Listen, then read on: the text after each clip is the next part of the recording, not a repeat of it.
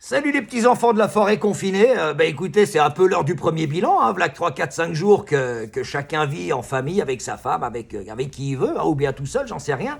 Et je me dis, c'est un peu le moment d'un premier bilan, voir un peu comment ça se passe. Alors tout d'abord, vous allez entendre tout et n'importe quoi sur les réseaux sociaux. Alors surtout, n'allez pas céder à la connerie et continuez à vous moucher dans vos genoux comme on vous l'a demandé. Ça, c'est une première chose. Sinon, alors ma première question, c'est comment ça se passe, les amis, avec vos femmes, là, depuis que vous êtes confinés? Parce que finalement, c'est pas évident pour le moment de prétexter un petit aller-retour au bureau vite fait, bien fait, c'est même très délicat. Moi je m'en fous, j'ai pas de bureau, alors je m'en fous complètement. Par contre, je dois bien reconnaître que je suis avec la mienne depuis 3-4 jours et je découvre une femme délicieuse, ma foi, formidable, adorable. Écoutez, je la connaissais pas en fait. Je suis obligé de vivre un peu avec elle. Et vraiment une femme délicieuse. Elle n'arrête pas de me proposer depuis 2 jours déjà d'aller me balader toutes les demi-heures. Et elle me dit même qu'elle payera l'amende s'il y en avait une. C'est pas extraordinaire, non, adorable. Enfin bref, une découverte pour moi. Voilà. Dis donc Jean-Claude, je t'ai entendu tousser là. Si Jean-Claude t'a toussé. Ah si écoute, en plus t'es pas 1,5 m. Regarde là, regarde.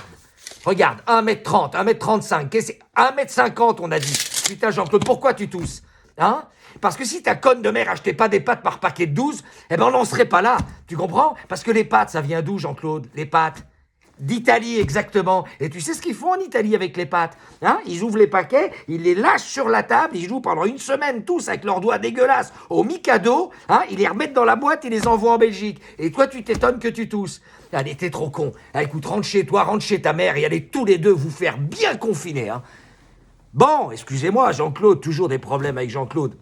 Alors moi, il me vient une question vraiment importante.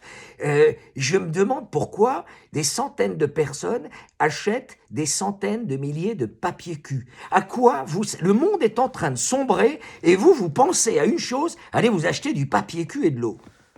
Non mais c'est quoi l'idée là? Vous bouchez par le cul ou quoi? Je peux pas croire une chose pareille. Enfin bref, moi j'étais pas là. Moi je suis là pour vous donner un petit conseil ou l'autre. Si vous voulez pas remettre à demain ce que vous pourriez faire après-demain, voilà ce que je vous propose. Premièrement, achetez une arbalète. Maintenant l'heure est grave, c'est le moment d'acheter une arbalète. Ça c'est la base des bases des bases des bases.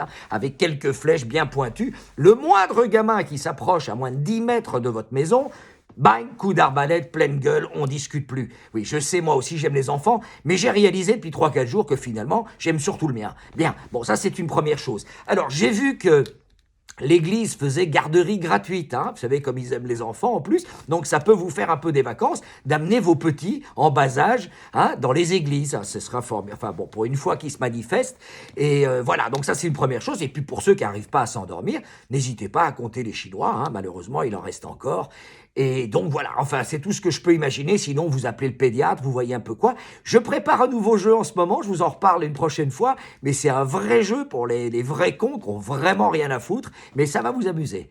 Allez, bonne merde.